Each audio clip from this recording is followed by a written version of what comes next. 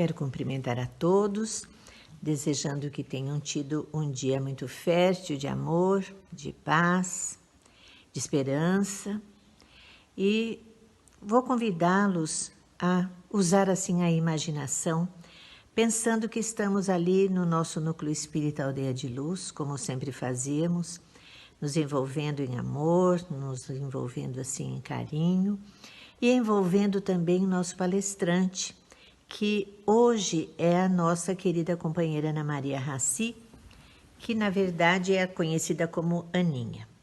Ela vai falar sobre a essência do amor ao próximo, que é assim um dos ensinamentos, como todos, né? Muito ricos que Jesus nos trouxe, que vai nos ajudar na nossa evolução. A Ana Maria fala sorrindo. Não sei se vocês perceberam, quem já a conhece, e eu acho que seria tão gostoso se a gente pudesse imitá-la, né? Falar sorrindo. Isso traz, assim, muita paz ao nosso coração. Então, como fazíamos, vamos envolvê-la, assim, em muito carinho, muito amor, porque ela vai nos presentear, realmente, com a bela palestra, com toda certeza. Fiquem todos com Deus. Olá, vamos mais uma vez para uma palestra, continuamos no nosso modo virtual e agradecemos por essa oportunidade, porque senão a gente estaria muito distanciado. Então vamos lá, hoje nós temos um tema interessante, um tema importante, que é sobre a essência do amor ao próximo. Esse é um tema que está no Evangelho segundo o Espiritismo e nós vamos abordar um pouquinho dele, ver como é que nós vamos fazer para colocar em nossas vidas a prática desse amor ao próximo. Quando nós estamos nesse capítulo, nós vemos também que tem uma instrução dos Espíritos e que vai colocar como uma prática do amor ao próximo a lei do amor, o egoísmo, a fé e a caridade para os criminosos. E essas são algumas coisas que nós às vezes sentimos muita dificuldade em praticar em nossas vidas. E é sobre esses assuntos que ele vai discorrer aqui pra gente. Primeira coisa que nós falamos, né, sobre amor ao próximo é lembrar do primeiro maior mandamento. O primeiro maior mandamento nos diz: amareis o Senhor vosso Deus de todo o vosso coração, de toda a vossa alma e de todo o vosso espírito. Este é o primeiro maior mandamento. E o segundo maior mandamento nos diz: amareis vosso próximo como a vós mesmos. Então nós temos aqui dois ensinamentos que são de extrema importância na nossa vida para que a gente consiga se tornar a cada dia um espírito um pouco melhor. O que significa exatamente essa mensagem, né, do segundo maior mandamento, que é amar ao próximo como a você mesmo? É fazer ao próximo aquilo que nós gostaríamos que fosse feito para nós. Como a nossa vida seria diferente se nós fizéssemos isso, não é verdade? Muitas vezes nós esperamos das pessoas determinado comportamento, mas também muitas vezes nós esquecemos de olhar se nós estamos fazendo isso para outras pessoas. Então, nós precisamos sempre lembrar disso. Aquilo que eu gostaria que fosse feito para mim é também aquilo que eu vou passar para o outro.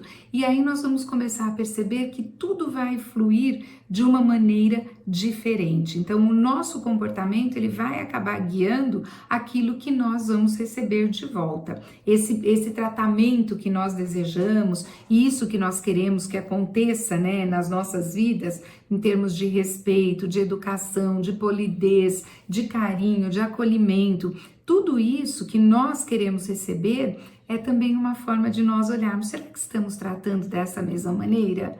Então, esse é um caminho de mão dupla. Na medida em que eu faço, é a medida também que eu recebo, né? E a indulgência é um outro ponto para nós também prestarmos atenção. O que é a indulgência? Muitas vezes eu me perdoo das coisas que eu faço com uma facilidade bastante grande. Eu encontro uma desculpinha que justifique uma coisa e outra, e com o outro eu caio bastante em cima na crítica e falando mal e dizendo que ele não poderia ter feito aquilo, enfim. a mesma indulgência que nós usamos conosco, começarmos a usar também com o nosso próximo. E lembrando, né, sempre deste caminho de mão dupla que nós falamos agora há pouco. E o devotamento, o que é esse devotamento, né? Vamos pensar, por exemplo, é o quanto nós vamos nos dedicar, receber, acolher o nosso próximo. Muitas vezes, numa hora assim, na hora em que as coisas estão todas boas, em que está tudo bem, a gente não tem muito com o que se preocupar. Mas num momento de dificuldade maior, às vezes a pessoa precisa tanto de um ombro. Será que o nosso ombro, então, está disponível para aquele que está necessitado? E quando nós pensamos em todas essas coisas que falamos aqui, fazer ao outro aquilo que gostaríamos que fosse feito para nós, respeitar, entender, compreender quando ele faz alguma coisa que nos desagrada, saber fazer o acolhimento necessário na hora devida, o que isso vai causar em nossas vidas, né? Isso vai fazer a redução do nosso egoísmo, ou seja, vai fazer com que a gente efetivamente coloque em prática a empatia. E a prática de todos esses itens que nós falamos aqui, diz o Evangelho, leva à destruição do egoísmo. Olha como isso é forte, gente. Nós estamos falando em destruição do egoísmo. E o egoísmo é o quê? É aquilo que está aqui em cima, encabeçando, né, todos os outros defeitos morais. Então, quando nós conseguimos praticar essas coisas com o nosso próximo, nós estamos então destruindo o egoísmo da nossa vida. E isso vai trazer em primeiro lugar o quê? A nossa melhora. Então, na medida em que nós fazemos bem ao outro, nós nos melhoramos. Nós temos também uma citação de Fenelon que, olha só, é de 1861. E essa citação diz assim: o amor, ele é de essência divina. Desde o mais elevado até o mais humilde, todos vós possuís no fundo do coração a centelha desse fogo sagrado. Olha como é bonita essa citação dele.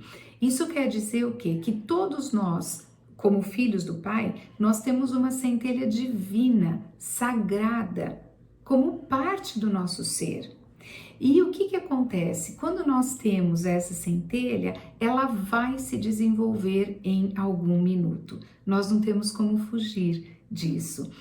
Nós sabemos também que existe a lei do progresso, e a lei do progresso ela vai sempre nos impulsionar para frente. Então, o que acontece aqui? É esse impulsionar que nós vamos percebendo que vai colocar essa centelha em prática na nossa vida, em andamento. É isso que a gente percebe. Se existe uma parte do Pai em mim, então eu tenho que ter na minha essência a bondade, a misericórdia, a compaixão, a benevolência, a caridade.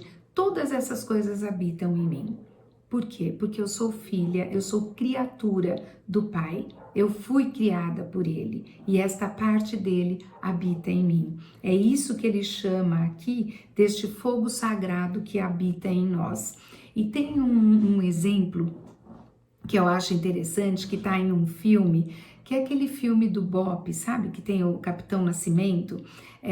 Tem um determinado momento naquele filme que a pessoa que fazia, né, poxa, me fugiu o nome, a pessoa que fazia a distribuição das drogas, né, o traficante maior, ele foi capturado e ele vai ser morto, e ele é efetivamente morto.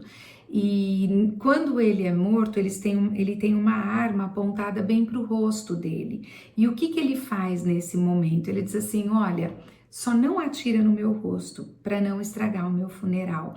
Porque neste momento, o que ele diz? Ele tem uma mulher, ele tem filha, e isso seria bastante traumatizante para elas. Então, essa centelha, esta parte, mostrou que neste momento ele pensou em alguém. Né? E nós dizemos, mas isso é um absurdo, imagina, ele faz tanto mal, ele fez tanta coisa ruim, matava, mandava queimar as pessoas, sim, mas nesse momento ele conseguiu pensar em alguém. E é isso que nós entendemos como esta parte do Pai em nós. É aquilo que num dado momento, talvez quando a gente menos espere, aquilo vai brotar, aquilo vai aparecer. E é por isso que a gente não pode perder a esperança no ser humano. Porque eu ouço muitas pessoas dizendo isso, falar, já perdi a esperança no ser humano, o mundo não tem mais jeito, tá tudo perdido. Não, gente. Nós precisamos sempre lembrar que, como filhos de Deus, nós sempre vamos ter a oportunidade da evolução, do progresso, da melhora e de nos tornarmos seres espirituais a cada dia um pouquinho melhores. Então é uma coisa para nós refletirmos, porque muitas vezes nós achamos que não é mais assim, que não é desse jeito. E isso é muito importante. E para a gente entender isso, entender toda essa evolução, é importante que a gente entenda também essa frase, que tudo se encadeia na natureza, desde o átomo primitivo até o arcanjo, que também começou pelo átomo. Então nós vamos seguindo uma linha de evolução, começando aqui pequenininho e vamos subindo, ou do átomo ao arcanjo. Tudo começou, todos nós começamos neste mesmo ponto aqui e nós vamos fazendo esta linha evolutiva na nossa vida. É para isso que nós estamos aqui. Este é o nosso propósito e pela bondade do Pai, né, que é uma coisa tão maravilhosa, nós todos atingiremos esse estágio maior, angelical, que é o estado do espírito puro. Então, nós todos faremos essa caminhada. Não existe espírito que não vá conseguir fazer essa caminhada. A gente pode fazer isso mais rapidamente ou menos rapidamente, mas nós todos vamos conseguir fazer isto. E nós temos aqui agora uma lista, né, duas listas aqui diferentes, uma relação entre os nossos defeitos e as nossas virtudes. E aí nós temos aqui uma lista grande de defeitos morais que nós chamamos o orgulho, a vaidade, a inveja, mas nós temos também, por outro lado, as virtudes. Então, se tudo aquilo que existe como um defeito, existe também alguma coisa que possa se contrapor a isto. Se temos o orgulho, existe também a humildade. Se temos a inveja, existe também a modéstia. Se temos a vaidade, existe também a modéstia. Se temos a inveja, existe também a resignação. E todas as outras que nós temos aqui. Qual será dessas se nós pararmos para refletir um pouquinho e pensarmos quais será desses defeitos morais que não existem em nossas vidas? Será que existe? Vamos parar para pensar. Cada um pode aí dar uma fechadinha nos seus olhos agora e pensar, será que o ciúme ainda faz parte da minha vida? Será que a avareza faz parte da minha vida? O ódio é uma palavra tão forte, né? E muitas vezes nós dizemos assim, não, o ódio é forte demais, isso realmente já não pertence mais a mim. E nós precisamos parar e pensar, porque às vezes acontece alguma coisa que parece que brota daqui de dentro, vem daqui de fundo, uma coisa forte que nós falamos, mas eu seria capaz de matar alguém agora. E é óbvio que a gente não vai fazer isso, mas aquele desejo vem. E algumas pessoas realizam isso, tá? Remorsos, porque muitas vezes se a pessoa registra esse sentimento tão fundo que vem e tão negativo, mas forte, né, em nós, ela também vai depois poder sentir um remorso. Sente um remorso ou porque fez, ou até mesmo por ter pensado.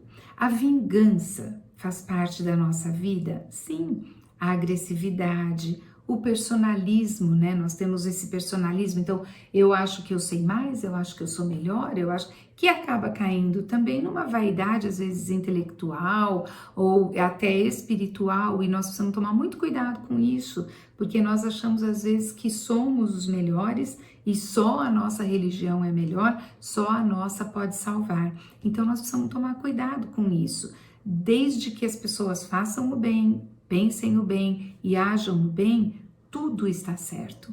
Tudo vai convergir para aquilo que o Pai maior espera de todos nós, que é a prática no bem.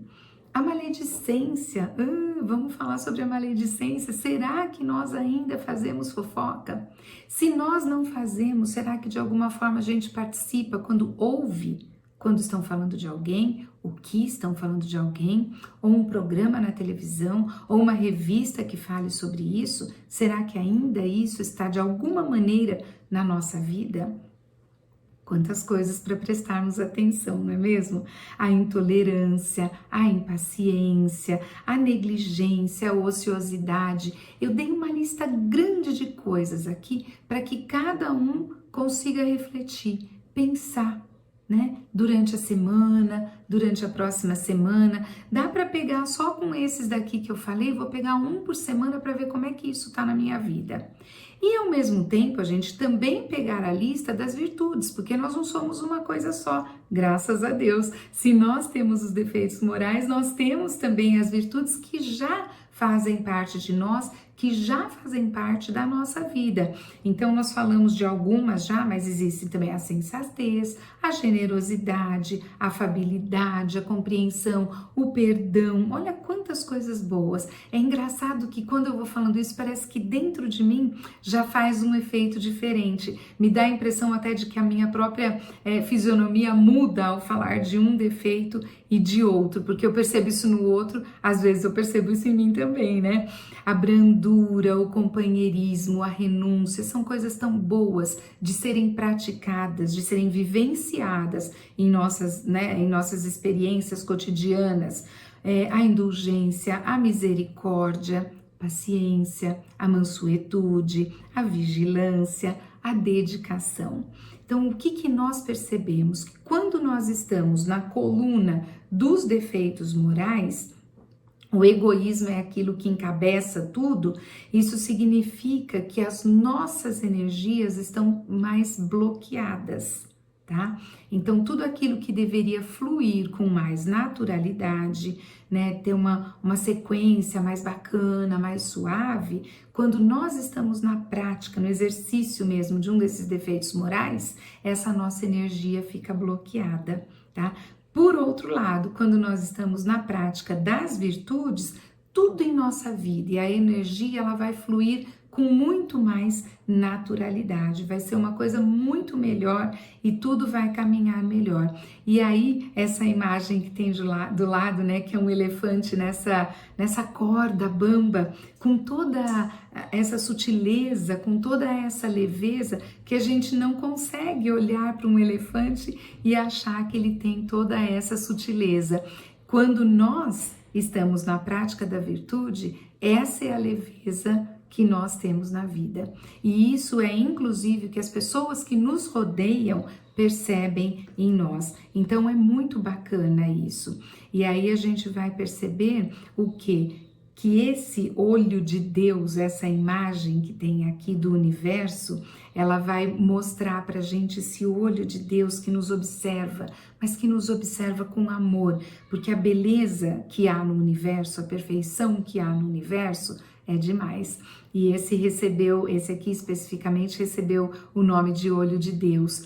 E aí nós temos esse olhar sobre nossas vidas o tempo todo, porém de forma amorosa, não para ficar apontando o dedo e julgando a gente. É um olhar de forma amorosa que nos acolhe para que a gente possa compreender que não está sozinha nesse mundo. E aí nós vamos entender assim, se nós temos como tema hoje amar o próximo, quem é que será que é o nosso próximo? O Evangelho nos diz uma coisa super simples, é a humanidade. Que todo ser vivo que habita o universo é o nosso próximo. Então, gente, nós temos uma gama enorme de seres para poder amar e cabe a nós começar a fazer esse exercício. E tem uma frase do Evangelho que nos diz assim: nos mundos superiores é o amor recíproco que harmoniza e dirige os espíritos adiantados que os habitam. Portanto, tanto aqui, quanto em outros orbes, quanto em qualquer lugar, o que é que a gente entende por solução? É o amor. É o amor que cobre a multidão de pecados, é o amor que pode dar um sentido diferente à nossa vida, é o amor que pode fazer toda a diferença. E o que é amar? Estamos falando de amor, amor, amor. E o que é amar? Amar é ser leal, é ser consciencioso. E é, de novo, fazer aos outros aquilo que você deseja que seja feito para você. Quem nos dá essa resposta aqui é Sansão, que é um membro da Sociedade Espírita de Paris. E ele, de novo, nos falou, como Fenelon falou isso para nós, em 1861. Se alguém de vocês for bom em matemática, pode fazer a conta. Há quantos anos, então, nós temos essas informações e podemos colocar, né, já está usando essa informação para colocar em prática na nossa vida, para que a nossa vida seja melhor, para que pelo nosso comportamento, pelas nossas atitudes, a gente consiga também tornar melhor a vida daqueles que nos rodeiam, os mais próximos e aqueles que estão um pouquinho mais distantes, né? E com essa nossa mudança de atitude, auxiliar na mudança do mundo que nós habitamos. Se é uma pergunta que a gente costuma fazer, ai meu Deus, quando é que o mundo vai melhorar? Não é quando o mundo vai melhorar, mas é quando eu vou melhorar. Quando eu vou começar a fazer alguma coisa diferente para que, consequentemente, o mundo possa, então, se tornar melhor. É essa pergunta importante de começarmos a fazer para nós mesmos, né? O mundo não vai mudar sozinho, somos nós que precisamos fazer essa transformação.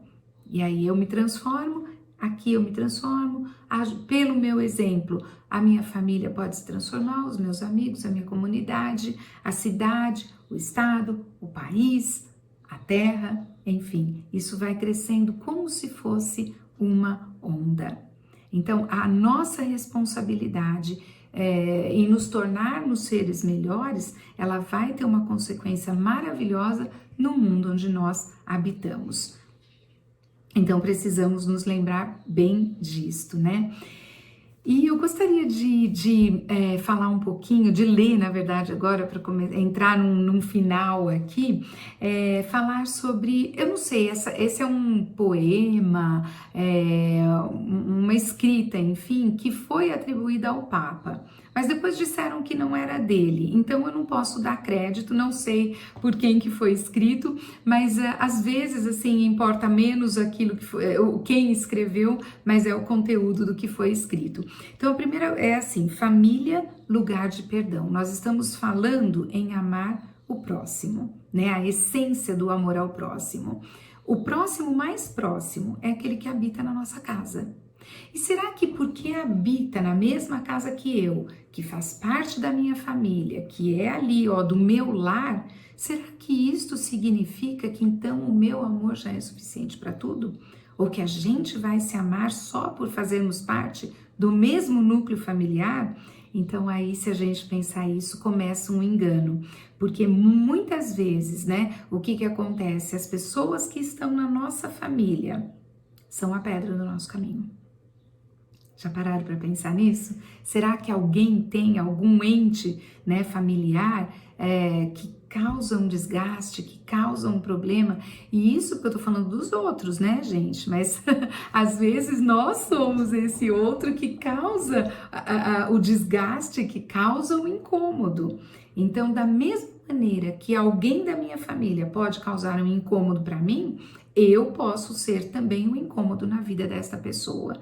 Então, o nosso próximo mais próximo está dentro do lar, mas depois nós vamos espalhando isso tudo e lembrar de que quem é o nosso próximo é a humanidade, tá?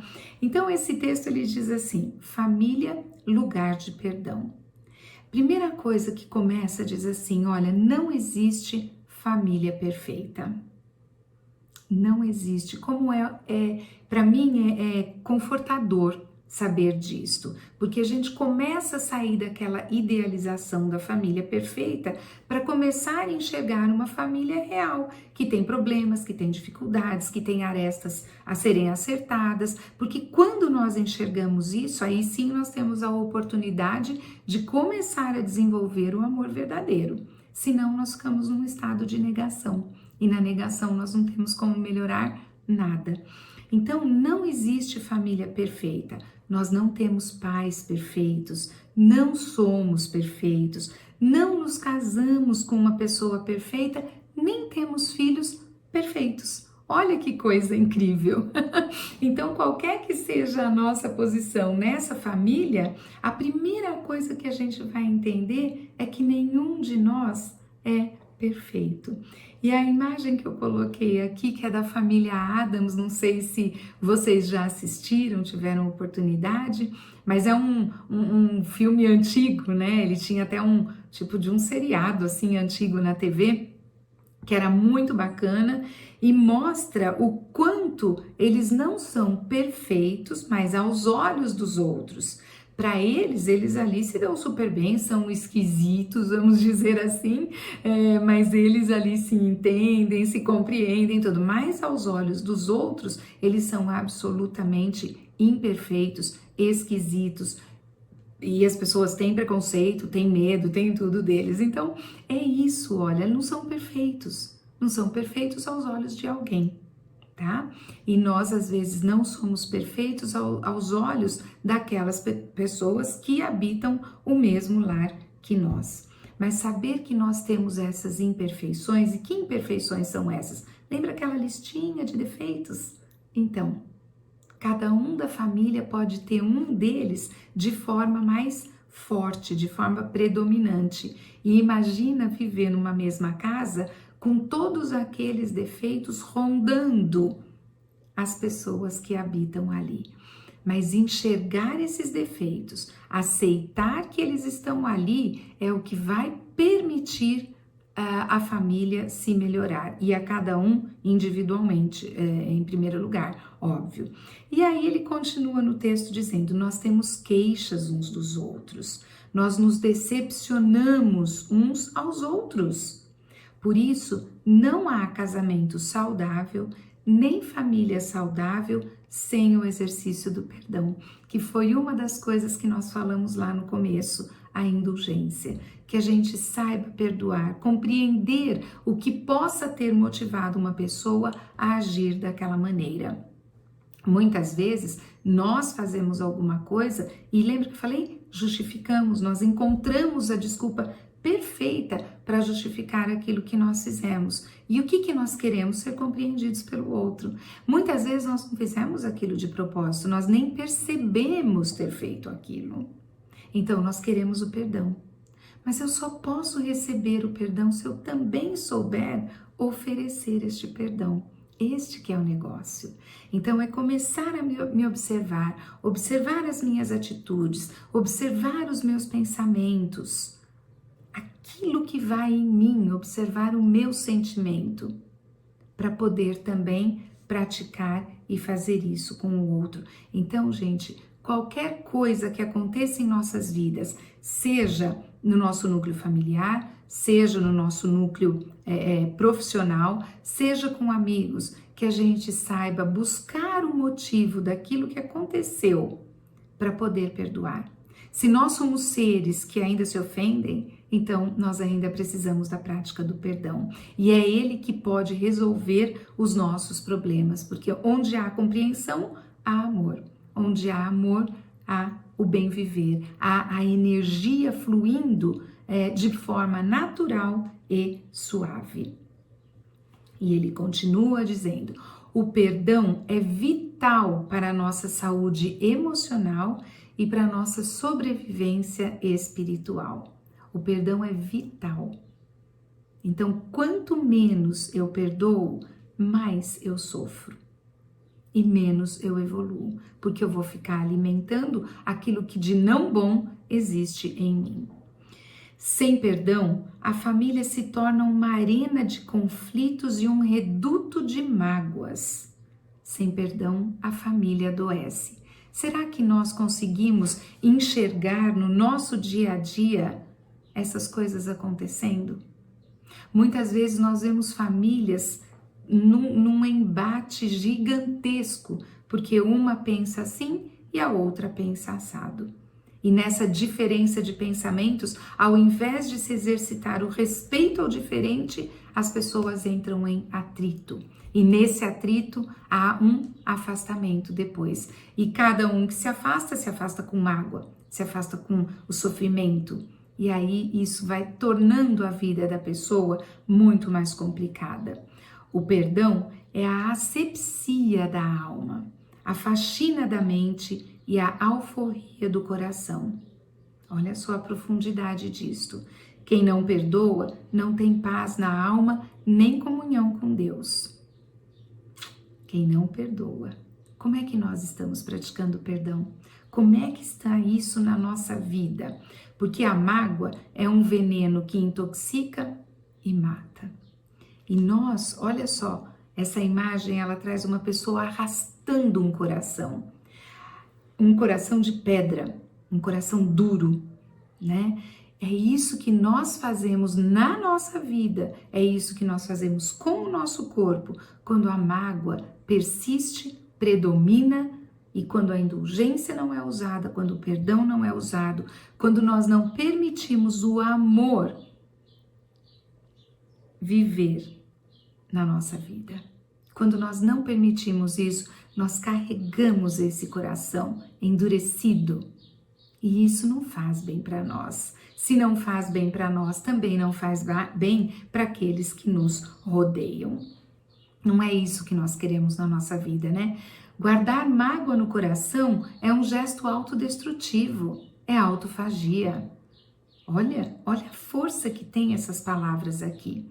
Então, se eu me amo, porque este é o segundo maior mandamento, amar ao próximo como a mim mesmo. A necessidade de me amar, ela é extremamente importante. Aliás, começa por aí.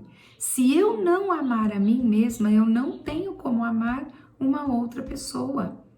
Eu necessito do alto amor para poder amar também o próximo. Isso é egoísmo? Não. Isso é absolutamente necessário. É o segundo maior mandamento, né? Quem não perdoa adoece física, emocional e espiritualmente. Se nós estamos buscando a evolução, se nós estamos aqui para evoluir, então nós precisamos cuidar desses aspectos todos em nossa vida.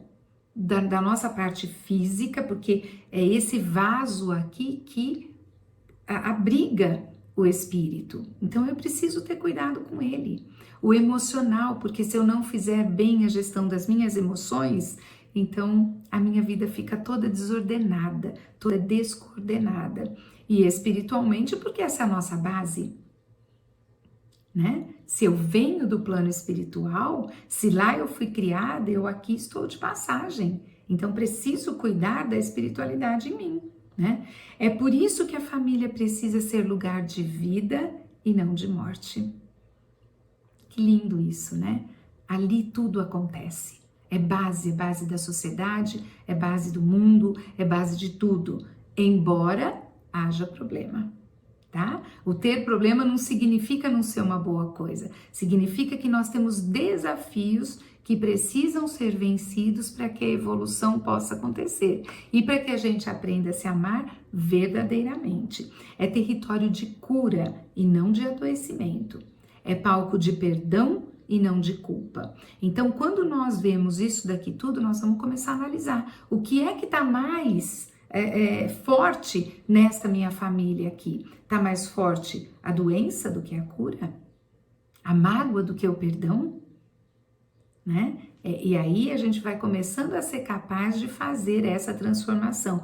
Porque o nosso caminho, eu escolhi essa imagem aqui que tem uma árvore, que é como se fosse a árvore da vida. A natureza, ela é muito representativa, ela é muito forte para nós. Ela é exemplo em absolutamente tudo. Então aqui nós temos a água, nós temos o céu, nós temos o azul, nós temos a nuvem, nós temos a vida. Aqui nós temos natureza e natureza é vida. É para isso que a gente está aqui, que a gente siga o exemplo da natureza no renascimento, no aparar as arestas, que é quando se faz a poda. Então isso tudo é exemplo para que a gente possa se amar mais ao próximo e se tornar a cada dia melhor. O perdão traz alegria onde a mágoa produziu tristeza, cura onde a mágoa causou doença. E eu deixei uma pintura, uma imagem de Jesus aqui e sorrindo, porque para que a gente passe por todas essas coisas, a gente não precisa passar se sentindo mal. Se nós conseguirmos passar isso de maneira mais leve, tudo será mais tranquilo. E assim é Jesus. O amor não é triste, o amor é alegre. Se ele é a imagem que nós temos de amor, então é a imagem de alegria que também fica para nós. E para que nós possamos então encerrar, amar a Deus acima de todas as coisas é o nosso tema de hoje, né? A essência do amor ao próximo e amar ao próximo como a si mesmo. É tão bonita essa imagem onde uma criança não consegue se movimentar sozinha e para o outro isso não é qualquer diferença, eles juntos podem voar. Então que a gente aprenda a dar a mão uns para os outros, né, para que a gente possa viver de maneira mais saudável, respeitando as diferenças, buscando compreender o que motivou uma pessoa a fazer alguma coisa que foi do meu desagrado e que eu possa aprender com isso, porque essa é a essência do amor ao próximo. Então, que a gente possa terminar com essa mensagem, né? E nós vamos fazer uma prece para encerrarmos então essa nossa conversa aqui de hoje e que nós possamos guardar em nossos corações a importância do amor, do perdão, a importância do alto amor para que possamos seguir este mandamento de amar ao próximo como a nós mesmos. E o próximo será sempre o caminho para amarmos a Deus e para chegarmos até Ele. Não há como amar o Pai sem amar o próximo, sem amarmos a nós mesmos. Que todos juntos possamos sentir todo o amor e toda a bênção do Pai se derramando sobre cada um de nós. Obrigada, Pai, e que assim seja. Graças a Deus. Muito obrigada e até a próxima.